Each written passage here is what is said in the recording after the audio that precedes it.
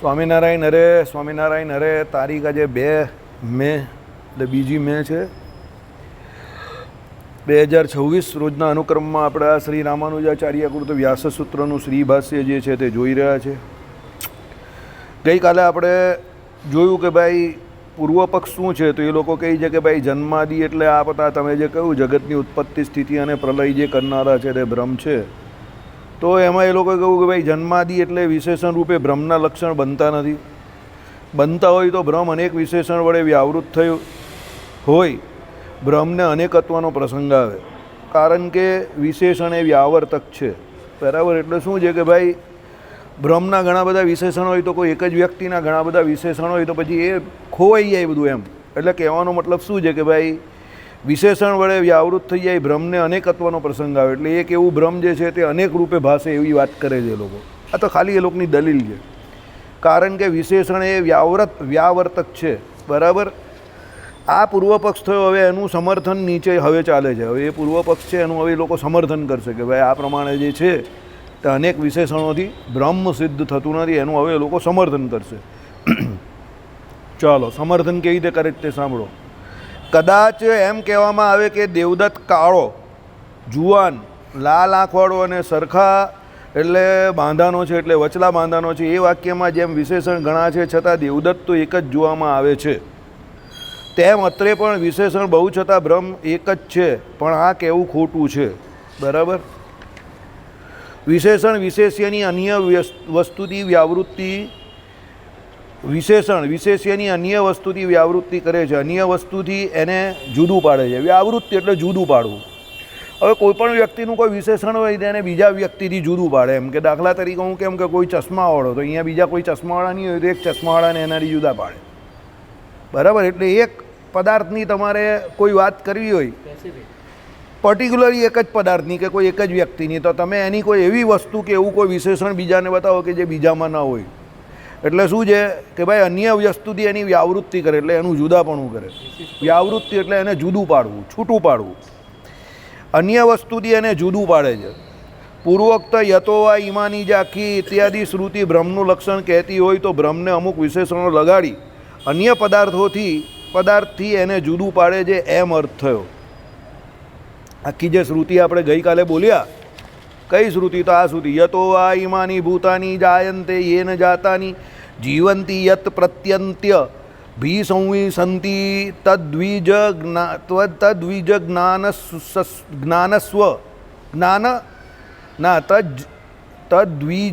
જ્ઞાસસ્વ તદ્બ્રહ્મ. હવે આ આખી શ્રુતિ જે છે તેમાં શું કહ્યું છે સાંભળો.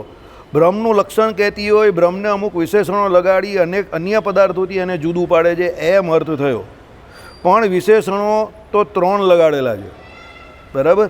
હવે એ 3 કયા? જન્મના કારણ હોવું તે, એટલે ઉત્પત્તિનું કારણ હોવું તે જગતની. બીજું વિશેષણ સ્થિતિના કારણ હોવું તે, અને ત્રીજું વિશેષણ લયના કારણ હોવું તે.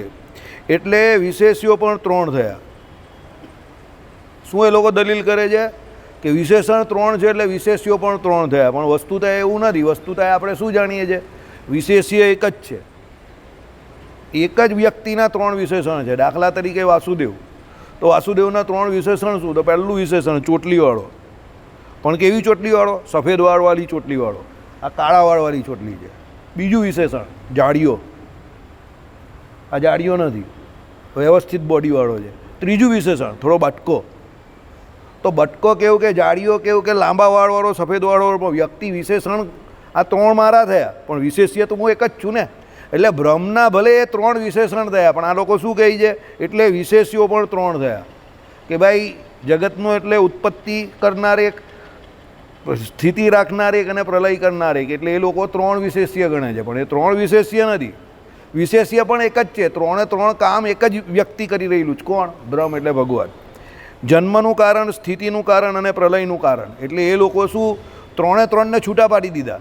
ભાઈ ઉત્પત્તિનું કારણ, સ્થિતિનું કારણ અને પ્રલયનું કારણ. તો 3 વિશેષણ થયા તો 3 વિશેષ્ય થવા જોઈએ, એવી એ લોકો દલીલ કરે છે. કોણ? પૂર્વ પક્ષવાળા. પણ અત્રે પૂછવામાં આવે છે કે 3 એક કેમ ન હોય? આ શંકા અને એનો ઉત્તર પણ હવે આવે છે. ભાઈ હવે શંકા આપણે એમ કહીએ કોઈ કે ભાઈ એક કેમ નહીં હોય? જેમ હું એક વ્યક્તિ છું ને મારા 3 વિશેષણ હોઈ શકે, કે તમે એકના 3 વિશેષણ હોઈ શકે, એમ કોઈ એના 4-5 વિશેષણ પણ હોય. તો આમાં કેમ એ એક જ વિશેષણવાળું નથી? એટલે એક વિશેષ્ય કેમ નથી? હા, એક વિશેષ્ય અને એના 3 વિશેષણ હોઈ શકે. તો ભાઈ એ 3 કેમ ન હોય? આ શંકા અને એનો હવે એ લોકો ઉત્તર આપે છે. પૂર્વ પક્ષવાળા જ ઉત્તર આપે છે કે ભાઈ અમે એનો ઉત્તર પણ આપીએ છીએ કે ભાઈ આ 3 ઉત્પત્તિ કરનાર, સ્થિતિ કરનાર અને લય કરનાર એ જે વિશેષણ જે છે તે કોઈ એનો વિશેષ્ય એક નથી. એનું હવે લોકો સમર્થન કરે છે. પૂર્વ પક્ષ જ હજુ ચાલે છે. આપણો પક્ષ ચાલુ નહીં તો હજુ પૂર્વ પક્ષ બહુ લાંબો ચાલશે આ બધામાં. ચાલો,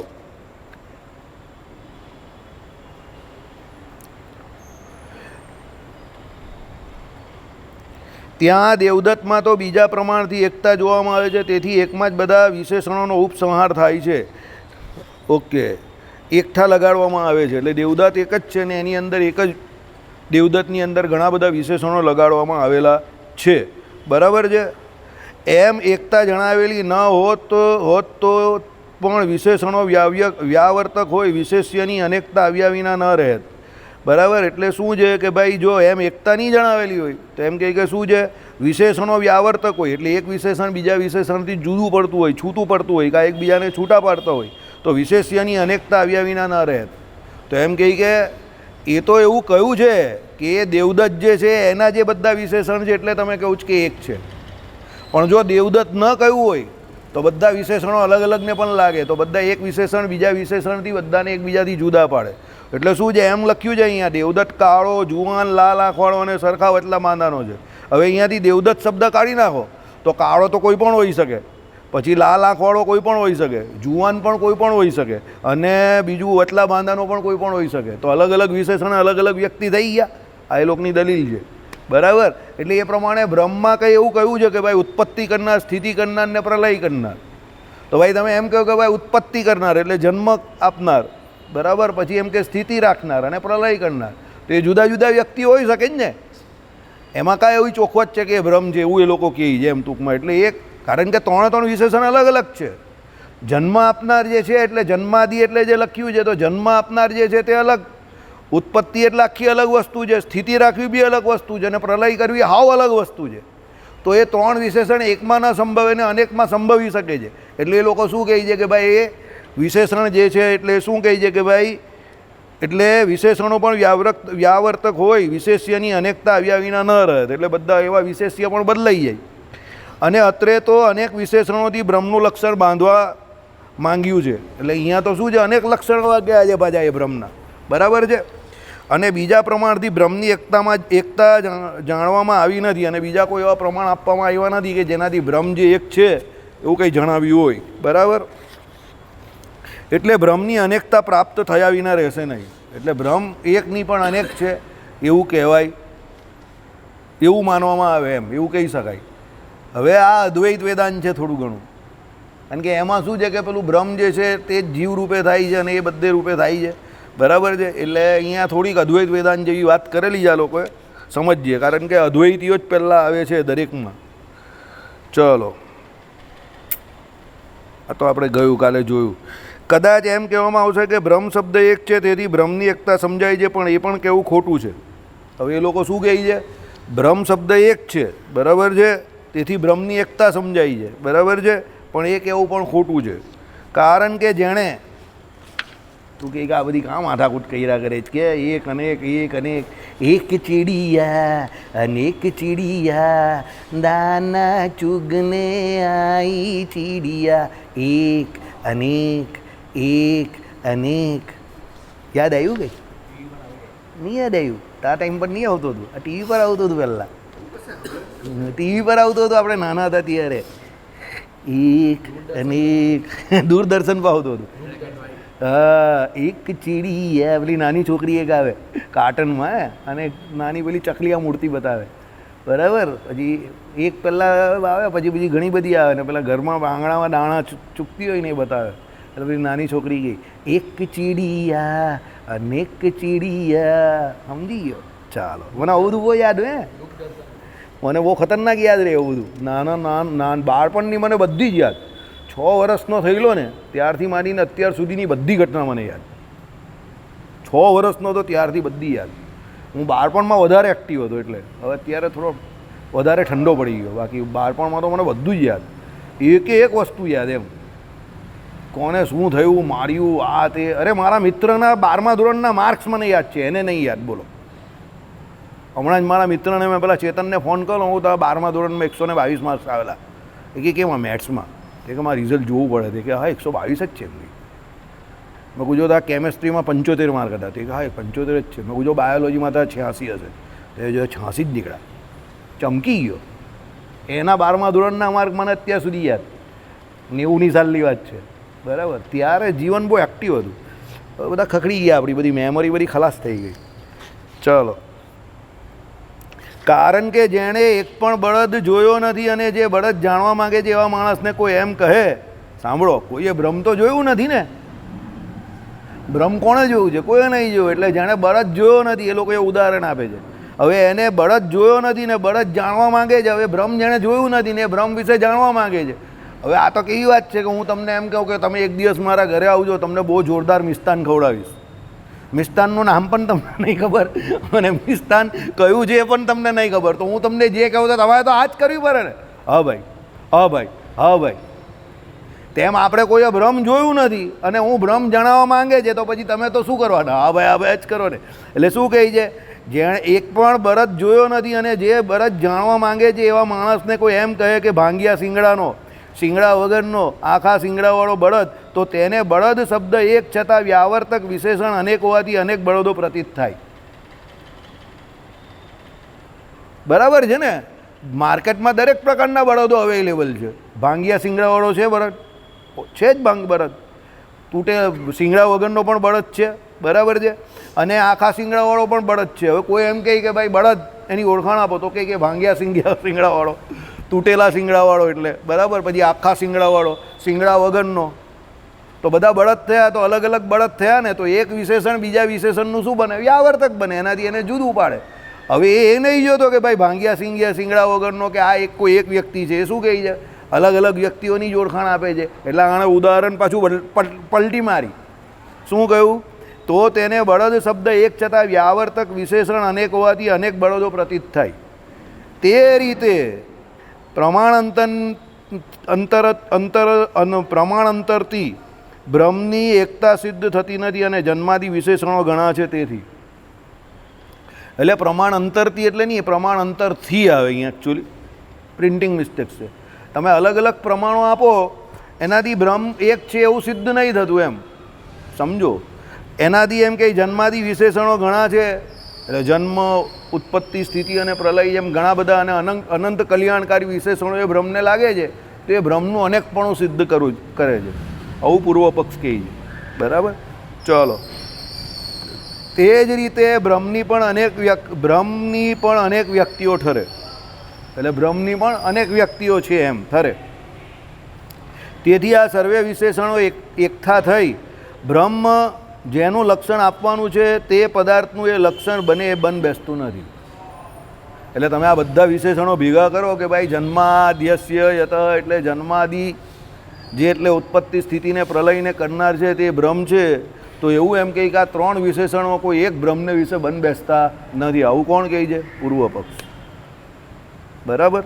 ચાલો, વળી જન્માદિ ઉપલક્ષણ રૂપે પણ બ્રહ્મનું લક્ષણ બનતા નથી. પહેલાં વિશેષણ રૂપે એટલે કોઈ કીધું, હવે ઉપલક્ષણ રૂપે પણ કહે છે. એ લોકોએ બે રીતે કહ્યું ને કે કોઈની પણ ઓળખાણ થાય તે બે રીતે થાય.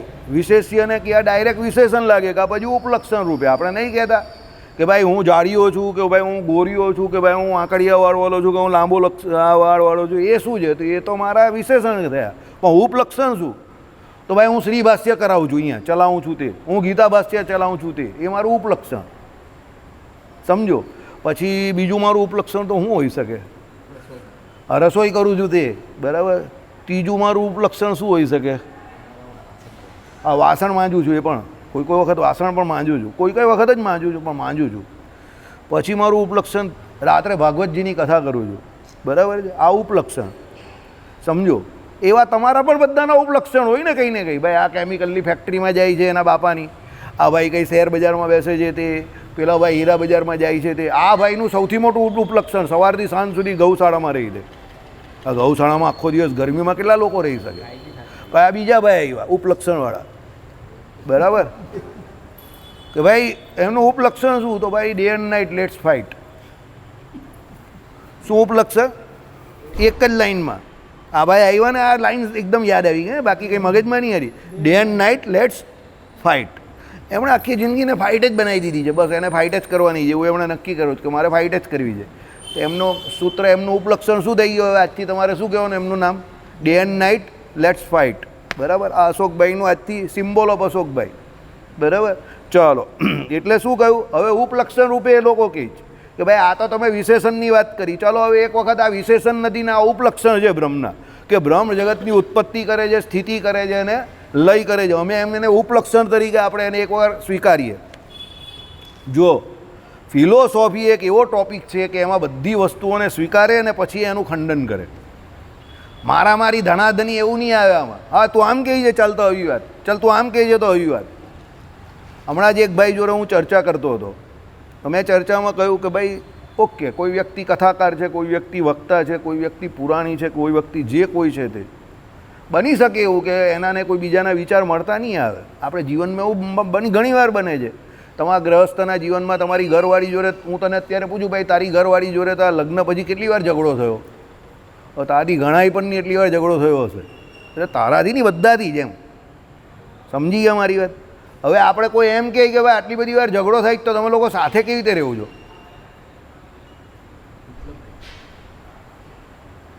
બાકી સામાન્ય રીતે બહાર કેવું હોય, જેની જોડે ઝઘડો થાય તમે એની જોડે વાતચીત નહીં કરો, એની જોડે રહેવું તો નહીં જ. તો એક કવિ બહુ ઊંચું કહી ગયા કે શत्रु और पत्नी में फर्क क्या है? कि शत्रु के साथ एम कहीं शत्रुता करके आप साथ में रह नहीं सकते, पत्नी के साथ आप साथ में रह सकते हो. घड़ी और पत्नी में क्या फ़र्क है? तो कि दोनों 24 घंटे टिक टिक करती है, और टिक टिक जब बंद हो जाए तब समझ लो बहुत बड़ा प्रॉब्लम है.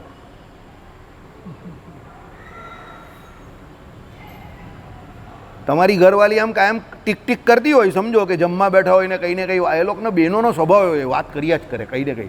ગાડી પર બેઠેલો હોય ને તો પણ પાછળ વાત કર્યા જ. હું તો ઘણી વખત કહું પણ થોડું ઘર માટે છોડી દેવું. એટલે પેલા બેન વિચાર કરે, પેલાને આગળ વાળાને કંઈક આ કોને કહી ગયા કે તને કહી ગયા કે ઘર માટે છોડી દે, તું ક્યારની વાત કરે જ ને તે સાંભળતા હતા. હું કહું પણ કોઈ દિવસ ઘણા વખત પછી ઘણો બહુ ઉતાવળમાં કોઈ જતો હોય તો હું કહું કે ભાઈ તારા કારખાના ચાલે જ કોઈ? કે ના માં કોઈ કારખાના, બધું બહુ ઉતાવળમાં જાય છે. હવે કયા કારખાના ચાલે છે હું અહીંયા નહીં કહી શકું, એ તમે એકાંતમાં મળજો. કયા કારખાના ચાલે એવું છે એને કહું નહીં, બરાબર? મનીષને ખબર છે એ ડાયલોગ, સમજો? આઈડિયા આવે જ તમને હું જે કહેવા માગું જ તે, સમજો? એટલે ટિક ટિક કરવાનું એ બંધ કરી દે જે દિવસ. એટલે તમારે સમજવાનું કે આને કંઈ ખોટું લાગેલું છે કે આજે ટિક ટિક નહીં કરતી. એ લોકો ખાલી ખાલી ટિક ટિક કરે જ, વાતમાં કયું હોય નહીં પણ ટિક ટિક કરે બસ. જેમ ઘડિયાળ કેવી ટિક ટિક ટિક ટિક, રાત્રે ઊંઘતો તો પણ અવાજ આવે, પણ અવાજ બંધ થાય એટલે અમારા નિલેશ કહે સાલા કેવા ઊંઘો છો ગધેડા જેવા, આ ઘડિયાળ બંધ થઈ ગઈ તો બી તને ખબર નહીં પડે. એટલે અમે કે તને ખબર પડી ને, બસ. તો એક માણસને ખબર પડી એટલે વાત પૂરી થઈ ગઈ. હવે એનું શું કરવાનું? તે કંઈ મને ખબર પડી એટલે મારે હવે એને સુધરાવાની. તો તને બધી જ ખબર છે તો પછી તો અમારી જોડે હું કેમ ટીક ટીક કરતો હશે? અમારા રૂમની ઘડિયાળ પણ ના પાડે કે અમારી જોડે ટીક ટીક નહીં કરવાનું, એ પણ બંધ થઈ જાય છે કે આ રૂમમાં હું ખોટી ટીક ટીક કરું છું તો તું શું કામ અમારી જોડે ટીક ટીક કરે છે? કે મારી ભૂલ થઈ ગઈ, તમારી એ જોડે ટીક ટીક નહીં કરાય કે બરાબર. મેં કહું અમારી પાસે આવે એટલે શાંત થઈ જવાનું, ટીક ટીક નહીં કરવાનું. આઈસ ગોલા ખા, ઠંડો થઈ જાય. પછી એ કે હા એમ કે એ વાત તમારી સાચી છે, એમ કે તમારે હું માથાકૂટ છે, ઘડિયાળની તમને કાંઈ જરૂર છે, એમ કે ચાલ્યો જાય બિચારો. બરાબર. એટલે કહેવાનો મતલબ શું છે? બધાનો સ્વભાવ હોય, એનો નેચર છે, એનું વિશેષણ છે. એ ટીક ટીક ન કરે તો તમારે સમજી જવું પડે કે અહીંયા કંઈ સમથિંગ વેન્ટ રોંગ. અને હા કંઈ એબનોર્મલ છે. પાકિસ્તાન તરફથી કોઈ હિલચાલ નહીં થાય એટલે સમજવાનું મોટો હુમલો થવાનો છે. પણ કંઈ ને કંઈ પેલા લશ્કરવાળા ત્યાં નાની નાની ઘટનાઓ કર્યા કરે એટલે હા એટલે બરાબર ચાલે જ બધું. પણ જો પાકિસ્તાન પર તરફથી 15-20 દિવસ કંઈ થાય નહીં એટલે સમજવાનું કોઈ પુલવામા જેવી મોટી ઘટના ઘટવાની જ હવે. કારણ કે એ લોકો કંઈ બીજી તૈયારી કરી રહેલા છે, સમજો? આઈડિયા આવે જ તમને? એમ ટીક ટીક ન કરે તો પ્રોબ્લેમ થાય, કારણ કે એનું વિશેષણ છે, સમજો? બરાબર. એટલે અહીંયા તમે લોકો હસો છો કે આ ભાઈ બધી કાથી કા ચર્ચા લઈ જાય, આ ઉપલક્ષણ છે. એટલે અહીંયા શું કહે છે? એક વખત તમે એને જન્માદિ જે છે એને ઉપલક્ષણ રૂપે પણ બ્રહ્મનું લક્ષણ બનતા નથી. એ લોકો કે એને ઉપલક્ષણ તરીકે તો પણ એ બનતા નથી. કેમ? કારણ કે બીજા આકાર જાણવામાં આવ્યો નથી. સાંભળો, ઉપલક્ષણ વિના પણ જેનો આકાર સિદ્ધ હોય તેને જ ઉપલક્ષણ લગાડી શકાય છે. જેમ કે જ્યાં સારસ ઊભું છે તે દેવદત્તને ક્યારદો, એમાં સારસથી સ્વતંત્ર ક્યારદો સિદ્ધ છે એટલે સારસ એ એનું ઉપલક્ષણ બને છે. બ્રહ્મ જગતના જન્માદિનું કારણ છે. એ સિવાય બ્રહ્મ બીજા સ્વરૂપમાં આપણા આગળ સિદ્ધ હોત તો જન્માદિ કારણ હોવ ઇત્યાદિને આપણે બ્રહ્મના ઉપલક્ષણ રૂપે એટલે નિશાની તરીકે લઈ શકત. ઉપલક્ષણ ક્યારે લેવાય કે એનું કોઈ મુખ્ય લક્ષણ તમને ખબર હોય, પણ તમે બ્રહ્મનું તો કોઈ મુખ્ય લક્ષણ જાણતા જ નથી. કેવી રીતે એ લોકોએ ઉપલક્ષણનું ઉદાહરણ આપ્યું સાંભળો. શું? જ્યાં સારસ ઊભું છે ત્યાં દેવદત્તનો ક્યારદો. સારસનું પેલું ઝાડ હોય ને મોટું, ત્યાં એમ કહે કે દેવદત્તનો ક્યારદો છે, એમાં સારસથી સ્વતંત્ર ક્યારદો સિદ્ધ છે. એટલે સારસ અલગ છે અને એનો પેલો ક્યારદો જે છે તે અલગ છે, એ સિદ્ધ વસ્તુ છે. એટલે સારસ એ એનું ઉપલક્ષણ બને છે. હવે ક્યારદો તો છે જ ત્યાં, એટલે તમે એમ કહો કે દેવદત્તનો ક્યારદો તો વાત પતી ગઈ, પણ એનું ઉપલક્ષણ તરીકે લોકો શું કહ્યું? સારસનું ઝાડ છે ત્યાં એમ કે પેલો દેવદત્તનો ક્યારદો છે. એટલે દેવદત્તનો ક્યારદો જે છે તે લક્ષણ છે ને ઉપલક્ષણ કયું છે? સારસ. બરાબર? એટલે દેવદત્તનો ક્યારદો ઓલરેડી સિદ્ધ જ છે ત્યાં. આમાં જોઈ લેજે. બરાબર છે? સમજી ગયા? મને ઓલું એવું બંધ થઈ ગયું એટલે આઈડિયા આવે છે. દેવદત્તનો ક્યારદો સિદ્ધ જ છે ત્યાં પહેલેથી જ, ઓલરેડી સિદ્ધ છે. પણ પેલું સારસ ઉપલક્ષણ બતાવવા માટે કહ્યું કે પેલો અટવાય નહીં. દાખલા તરીકે એડ્રેસ આપવામાં ઘણા લોકો બહુ માહિર હોય, બહુ માહિર. આ બહુ માહિર. આ એડ્રેસ આપે ને તો પેલો આંધળો લૂલો લંગડો હોય તો પણ આવી જાય. સમજો? એટલું ખતરનાક એડ્રેસ આપે ને, પ્રાઇમ માર્કેટ પર આવજે, એટલે પેલો પ્રાઇમ માર્કેટ પર આવે, ત્યાંથી સીધો આવજે, પહેલાં 4 રસ્તા પર ઊભો રહેજે, તારી ગરદનને જમણી બાજુ નમાવજે, સર સુરભી દેરી દેખાશે. એટલે પેલો જોઈ આમ કરે, ઓહ સુરભી દેરી. એ બાજુ વળવાનું નથી તારે. સુરભી દેરી પર વળ્યા વગર એ 4 રસ્તાથી જરા આગળ આવજે એટલે વૈભવ મેડિકલ સ્ટોર આવશે. તારી ગરદનને ડાબી બાજુ ફેરવજે એટલે પેલો ગાડી ચલાવતો સમજો એટલે વૈભવ મેડિકલ સ્ટોર. એની એક્ઝેક્ટ સામે જોજે એટલે પેલો સામે જોઈ આવી ગયો તું. જો હું ઊભો રહેલો છું, ગુલાબી કલરનું ટી શર્ટ પહેરેલું છે, એટલે આ ઊભો જ રહેલો હોય આમ કરીને. એટલે પેલો કહ્યો મારે, એને પછી કહી તારી ગાડી ત્યાં જ મૂકી તો તારે આખા ફરીને આવવું પડશે. એટલે ભાઈ ત્યાં જ ગાડી મૂક. હવે તું રોડ ક્રોસ કરીને આવી જાય. એડ્રેસ બહુ પરફેક્ટ આવે, આ સીધો એની પાસે જ આવે પેલો, જરા પણ આમ તેમ ડેવિએશન નહીં થાય. સમજો? કેમ? એને ખબર છે કે પેલો નવો માણસ જે આવે છે એણે અડાજન જોયું નથી, તો એને એડ્રેસ એવું આપવું પડે કે એને એડ્રેસ તરત મળી જાય. બિચારો એડ્રેસ શોધવામાં અડધો કલાક ગરમીમાં કરી નાખે તો ભાઈ કામ તો શું થવાનું? કંટાળી જાય એમાં ને એમ જ. એટલે આમાં શું કહ્યું? પહેલાં એ વાત સિદ્ધ છે. શું સિદ્ધ છે? કે ભાઈ એ દેવદત્તનો ક્યારદો આ છે, પણ એની વધારે ઓળખાણ માટે એનું એડ્રેસ પરફેક્ટ આપવું છે. એટલે શું કહ્યું? પેલા સારસનું ઝાડ છે એની બાજુમાં એનો ક્યારદો છે, તે પણ ક્યારદો ઓલરેડી એનો સિદ્ધ છે ત્યાં. ક્યારદો એટલે ક્યારો. આપણે નહીં કહીએ પેલા નાનો ક્યારો હોય ને તે, હા આપણે નહીં કહેતા નાના નાના ક્યારા હોય તે, કેમ કે એનો ક્યારો તો ઓલરેડી સિદ્ધ જ છે, પણ સારસનું ઝાડ જે છે તેનું ઉપલક્ષણ છે. બરાબર? ચાલો. બ્રહ્મ જગતના શું કહ્યું? જન્માદિકનું કારણ છે. એ સિવાય બ્રહ્મ બીજા સ્વરૂપમાં આપણા આગળ સિદ્ધ હોત તો જન્માદિના કારણ હોવું ઇત્યાદિને આપણે બ્રહ્મના ઉપલક્ષણ રૂપે એટલે નિશાની તરીકે લઈ શકત. શું એ લોકોએ દલીલ બહુ જોરદાર કરી. ભાઈ બ્રહ્મનું બીજું કોઈ વિશેષણ કે બીજું કોઈ કારણ તમે આપી નહીં શકતા કે લક્ષણ આપી નહીં શકતા. તમે સીધું ઉપલક્ષણ આપો છો. શું? જન્માદિવાળું, કે ભાઈ જન્મ એટલે ઉત્પત્તિ સ્થિતિને પ્રલય ત્રણે એ કરે છે એવું એનું ઉપલક્ષણ છે. તેનું લક્ષણ તમે હજુ નહીં કહ્યું મુખ્ય. પહેલાં બ્રહ્મને સિદ્ધ કરો કે બ્રહ્મ આવું છે, પછી એનું ઉપલક્ષણ આપો. કારણ કે પેલામાં તો દેવદત્તનો ક્યારો ઓલરેડી સિદ્ધ છે અને સારસનું ઝાડ એની બાજુમાં છે, એ તો તમે એને ઓળખાણ આપી. ગોપાલે કહ્યું એ પ્રમાણે ગોપાલ જ્યાં ઊભો રહ્યો જ ને અમારી સોસાયટી એ તો સિદ્ધ જ છે પહેલેથી ઓલરેડી. હવે ત્યાં પહોંચવા માટે એ કહે કે પહેલો પ્રાઇમ માર્કેટ પર આવ, સુરભી ડેરી પર આવ, ત્યાંથી આગળના 4 રસ્તા પર આવ, ત્યાંથી આગળ આવ, વૈભવ મેડિકલ પર આવ અને ત્યાંથી સામે જો. તો ઓલરેડી અમારી સોસાયટી સિદ્ધ જ છે. એણે કહી દીધું છે કે આ જ સોસાયટી છે. સોસાયટી હલવાની નથી એની જગ્યા પરથી, અને આ પણ હલવાનો નથી. પેલા જે કયા એને એ તો પ્રાઇમ માર્કેટથી પેલો ગૂંચવાઈ નહીં જાય કે પેલો રોંગ સાઈડ પર ન ચાલ્યો જાય, એટલે ઉપલક્ષણ આપ્યા. સમજી ગયા? તેમ અહીંયા બ્રહ્મનું તમે કોઈ લક્ષણ નહીં કહ્યું. પહેલાં બ્રહ્મને સિદ્ધ નહીં કર્યું કે આ બ્રહ્મ છે, અને એના વગર તમે એને ઉપલક્ષણથી સિદ્ધ કરવા જાઓ છો, એટલે તમારું આ ઉપલક્ષણ કેવું છે? ફેલ છે. આવી પૂર્વ પક્ષ દલીલ કરે છે. ચાલો.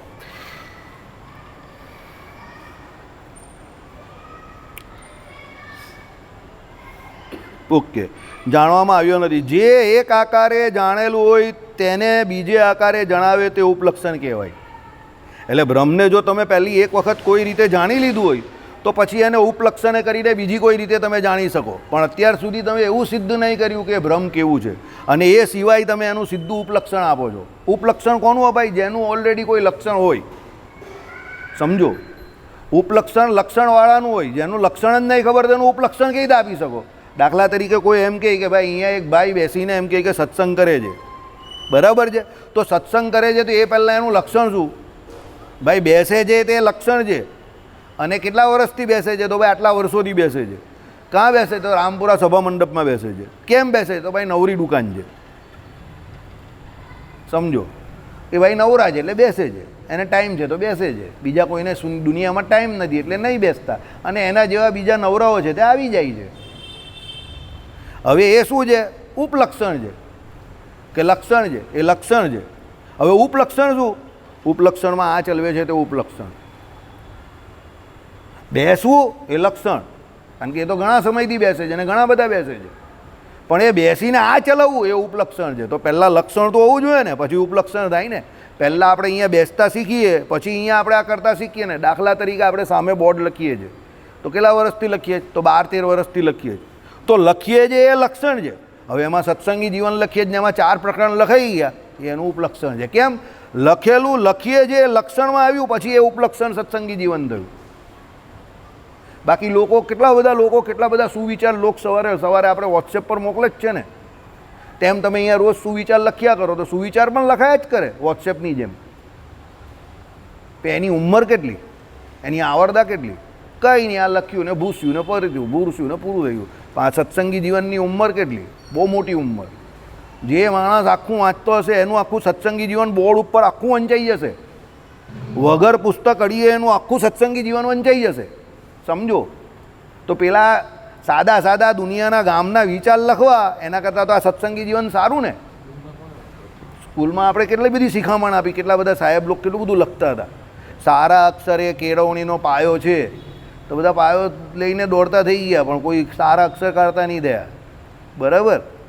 એટલે સ્કૂલવાળાએ કેટલા સુધારવાની આપણે કોશિશ કરી. એ સ્કૂલવાળા બગડી ગયા, પણ આપણે કોઈ દિવસ સુધરા? બરાબર? હા, ચાલો. એટલે શું કહ્યું અહીંયા કે જે એક આકારે જાણેલું હોય તેને બીજા આકારે જણાવે તે ઉપલક્ષણ કહેવાય છે. જેમ કે જ્યાં સારસ ઊભું છે તે દેવદત્તનો ક્યારદો. બરાબર? ઇત્યાદિ સ્થળે કદાચ એમ કહેવામાં આવે કે સત્યમ જ્ઞાનમ અનંતમ બ્રહ્મ તૈત્રીય આનંદ એક સત્ય જ્ઞાન અનંત બ્રહ્મ એ શ્રુતિ વડે બ્રહ્મનો આકાર જાણેલો જ છે. પૂર્વ પક્ષવાળા શું કહે? ચાન્સ પણ આપે છે કે ભાઈ તમે પૂર્વ પક્ષમાં એમ પણ કહી છે કે ભાઈ તમે લક્ષણ જાણો છો. કયું?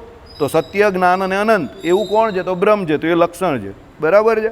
ચાલો, તેના જ જગતના જન્માદિ કારણ હોવું એ ઉપલક્ષણ છે.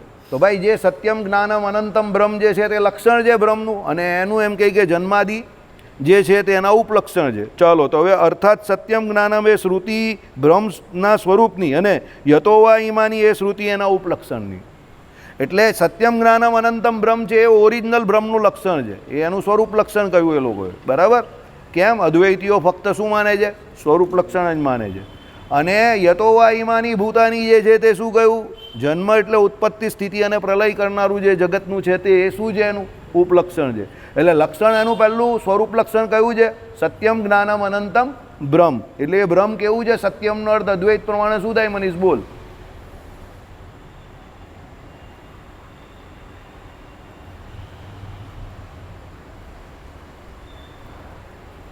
શાંતિ, એકદમ શાંતિ, કઈ ઉતાવળ નથી. બોલ હવે, બોલ ભાઈ. હા, બરાબર. પછી જ્ઞાનમ એટલે શું છે? જે જડ નથી તેવું.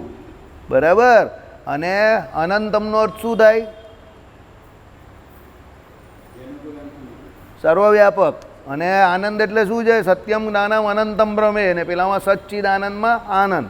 બરાબર? એ બ્રહ્મનું શું છે? એ લોકો કહે છે સ્વરૂપ લક્ષણ કહે છે. હવે એનું સ્વરૂપ લક્ષણ થયું તો યતોવા ઈમાની ભૂતાની એટલે જે જગતની ઉત્પત્તિ સ્થિતિને પ્રલય કરે છે તે એનું શું થયું? ઉપલક્ષણ થયું. પેલું લક્ષણ અને આ ઉપલક્ષણ. મેં તમને શું કહ્યું, પહેલાં એક લક્ષણ તો હોય જ. સમજો, કોઈ પણ વ્યક્તિમાં, દાખલા તરીકે કોઈ વ્યક્તિ ક્રિકેટ રમે છે, આપણે કહીએ કે ક્રિકેટર છે, તો આપણે પૂછીએ કોણ છે ક્રિકેટરમાં, એટલે પેલો કહે છે બોલર છે. તો બોલર છે એનું શું થયું? લક્ષણ છે. પહેલાં લક્ષણ થયું, પછી ધીમે રહીને શું પૂછે પેલો? બોલર છે કેટલા નંબર પર બેટિંગ કરે છે, બેટિંગ કરી શકે છે, કારણ કે આઈપીએલમાં તો બેટિંગ કરી શકવો જોઈએ, એને જ લઈ છે. રનની પણ જરૂર પડે અમુક વખતે. પેલો કંઈ 6ઠ્ઠા નંબરનો હારો હિટર છે, 2 ઓવર રમે ને તો 10 બોલર રમે તો 30 રન કરી નાખે એટલી કેપેબિલિટી ખરી. એટલે બેટિંગ એનું ઉપલક્ષણ છે. બોલિંગ તો એ કરે જ છે, બોલિંગ કરે તો જ તો એ લક્ષણ થયું, તો એને ટીમમાં લઈ છે. બોલિંગમાં સ્પીડ કેટલી એની તો કે 140-45 પર કન્ટિન્યુઅસ નાખે છે. સ્લો ઓવરમાં બોલિંગ કરી શકે છે? હા, એમ કે સ્લો પણ નાખી શકે, સ્લો બાઉન્સર પણ નાખી શકે, ફાસ્ટ બાઉન્સર પણ નાખી શકે છે, વાઇડ યોર્કર પણ નાખી શકે છે, સીધો અંદર યોર્કર પણ નાખી શકે છે, બધું કરી શકે છે. Okay, speed continuous 140 above. ચાલ તો ચાલુ કર ગ્રાઉન્ડ પર. હવે ગ્રાઉન્ડ પર એને લઈ જાય કરે.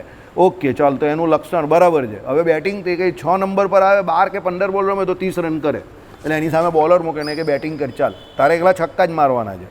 કારણ કે તને પહેલાં નહીં મોકલવાનો કે તારે કાં બોલ જોવાનો, તારે તો ફટકારવાના જ છે. એટલે એની પર ડાઉન લગાવે પેલો. શું ડાઉન લગાવે? કે ભાઈ આને 10 કરોડમાં ખરીદ્યો મેં. કેમ? એની ગણતરી શું છે કે એ 2 ઓવર જ બેટિંગ કરવો જોઈએ, પણ 4 ઓવર એવી ખતરનાક નાખવો જોઈએ કે જે મને મેચ જીતાડી જાય. કારણ કે પેલો વેપારી છે, એને ક્રિકેટ જોડે લેવા દેવા નથી.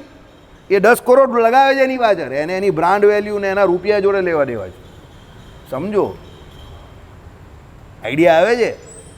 એને 10 કરોડ શું કામ આપે? તો પેલો એની ફ્રેન્ચાઇઝીને જીતાડે, કમાઈ આપે. તો ચલો, અહીંયા એ વાત છે કે ભાઈ બ્રહ્મનું આ પ્રમાણે લક્ષણ કયું? સત્યમ જ્ઞાનમ અનંતમ. અને ઉપલક્ષણ કયું? યતો વા ઈમાની ભૂતાની. બરાબર? ચલો, એ શ્રુતિ વડે બ્રહ્મનો આકાર જાણેલો છે એટલે એના ઉપલક્ષણો છે. બરાબર, પણ એમ કેવું બરાબર નથી. પાછા શું કહે પૂર્વ પક્ષો? નાઈ, એ બરાબર નથી, અમે નહીં માનતા. કેમ? કારણ કે બંને લક્ષણ વાક્યને એકબીજામાંથી એટલે બ્રહ્મનો આકાર જાણી લીધેલો હોવાની જરૂર રહેશે. એટલે શું છે સાંભળો, તમે લક્ષણ તરીકે ઈચ્છેલા સત્યમ જ્ઞાનમ અને યતોવા ઈમાની એ વાક્ય, બરાબર, એટલે શું કહ્યું? બંને લક્ષણ વાક્યને એકબીજામાંથી બ્રહ્મનો આકાર જાણી લીધેલો હોવાની જરૂર રહેશે. બરાબર, સત્યમ જ્ઞાનમ સમજવા માટે યતોવા ઈમાનીમાંથી અને યતોવા ઈમાની સમજવા માટે સત્યમ જ્ઞાનમ અનંતમમાંથી. સમજો, એટલે એ લોકો શું કહે છે કે બંને જે શ્રુતિઓના તમે ઉદાહરણ આપ્યું, એકનું લક્ષણ અને બીજાનું ઉપલક્ષણ તરીકે, કોના? બ્રહ્મના. તો એમાં તમારે કરવાની શું જરૂર છે કે સત્યમ જ્ઞાનમ સમજવા માટે યતોવા ઈમાની ભૂતાનીમાંથી અને યતોવા ઈમાનીમાં સમજવા માટે સત્યમ જ્ઞાનમ અનંતમ બ્રહ્મમાંથી શું છે? એકબીજામાંથી બ્રહ્મનો આકાર જાણી લીધેલો હોવાની જરૂર રહેશે. બરાબર, એટલે આને પેલાનું ને પેલાનેમાંથી બ્રહ્મનો આકાર કેવો છે તે જાણવાની જરૂર છે. કારણ કે આ તો બંને સ્વતંત્ર રીતે બ્રહ્મની વાત કરે છે. સત્યમ જ્ઞાનમ અનંતમ ને યતોવા ઈમાની ભૂતાની, એ બંનેને એકબીજા જોડે કંઈ લાગતું ઓળખતું જ નથી. સમજો, બ્રહ્મ સત્યમ એટલે શું કહ્યું? પહેલી સત્યમમાં શું કહ્યું? અસત્ય નથી એવું, અજળ નથી એવું. બરાબર, અને અનંતમ એટલે જે સર્વવ્યાપક, જેનો અંત નથી તેવું એવું. હવે એને જન્માદસ્ય યત જોડે શું લાગે કે જગતની ઉત્પત્તિ સ્થિતિને પ્રલય કરનાર છે? તો બંનેના લક્ષણો તો આવું જુદા પડ્યા ને. તો આ લક્ષણને પેલા લક્ષણ જોડે કે પેલા લક્ષણને પેલા લક્ષણ જોડે કાં કંઈ લાગે વળગે છે? એવું અહીંયા પૂર્વ પક્ષ દલીલ કરે છે. આ શું છે? એ લોકની દલીલ છે. આ પૂર્વ પક્ષ ચાલે છે, આ સાચો જવાબ નથી. આ એ લોકની દલીલ છે, આ ખાલી ખેંચ કરે છે આપણી ભાષામાં. સમજો, આપણે વિશિષ્ટતા દ્વૈત વેદાંતિઓ શું કહે તે પહેલાં સમજી જાઓ કે ભાઈ સત્યમ જ્ઞાનમ અનંતમ બ્રહ્મ જે છે એ બ્રહ્મનું વિશેષણ છે, અને એની જોડે જન્માદ્યસ્ય યતઃ જે યતોવા ઈમાની ભૂતાની એટલે એ જગતની ઉત્પત્તિ સ્થિતિ અને પ્રલય, અને એની જોડે સત્યકામ સત્ય સંકલ્પ વિજરો વિમૃત્યુ આદિક જે અપહત પાપમતવાદી જે અનેક કલ્યાણકારી ગુણ નિત્ય નિર્દોષપણું, આ બધા એક જ બ્રહ્મના અનેક વિશેષણો છે અને એક જ બ્રહ્મને વિશે આ બધા એક સાથે લાગુ પડેલા છે. આવું કોણ કહે છે? આપણે વિશિષ્ટતા દ્વૈત વેદાંતિ. એટલે આપણો જવાબ ઓલરેડી છે જ, એ તમારે મગજમાં રાખવાનો. પણ આની ઉપર એ લોકોએ હજુ આપણાવાળાએ જવાબ નથી આપ્યો, પણ આપણો આ જવાબ છે જ ઓલરેડી. પણ એ લોકો આ પ્રમાણે દલીલ કરે છે. શું? કે ભાઈ તમે જે કહો છો તે લક્ષણ અને ઉપલક્ષણ બંનેને એકબીજા જોડે કંઈ લાગતું ઓળખતું એવું લાગતું નથી. બરાબર, આકાર જાણી લીધેલો હોવાની જરૂર રહેશે, એ લોકો એવું કહે છે, અને તેથી અન્યોન્ય આશ્રય થશે, માટે લક્ષણે કરી બ્રહ્મ જાણી શકાતું નથી. ટૂંકમાં એ લોકો એવું સાબિત કરવા માંગે છે કે તમે બ્રહ્મને જે લક્ષણે કરીને જાણવાનું કેવું છો એ જાણી શકાતું નથી. એ લોકો એને શું અનુભવનો વિષય છે એવું પેલું કાલે કીધેલું ને એવું આવશે. આપણામાં શું છે, પહેલાં લક્ષણ જાણવાના છે, પછી અનુભવ કરવાનો છે. કેમ? લક્ષણ જાણે પછી તો એ બ્રહ્મ તરફ આકર્ષાય ને પછી ઉપાસના કરે. એ લોકો શું કહે છે, ના લક્ષણ નહીં જાણવાના, સીધો અનુભવ કરવો પડે તો એ બ્રહ્મ સાક્ષાત્કાર થયો એવું કહેવાય. એ લોકમાં બ્રહ્મ સાક્ષાત્કાર કરવાનું જ આવે ખાલી. ત્યારે આપણામાં શું છે, ભગવાનના અનંત કલ્યાણકારી ગુણોને જાણવાના, એટલે પેલાને ભગવાનને જાણવાની ઈચ્છા થાય, પછી એ ભગવાનની ધ્યાન ભજન ઉપાસના કરે, પછી એને અનુભવ થાય.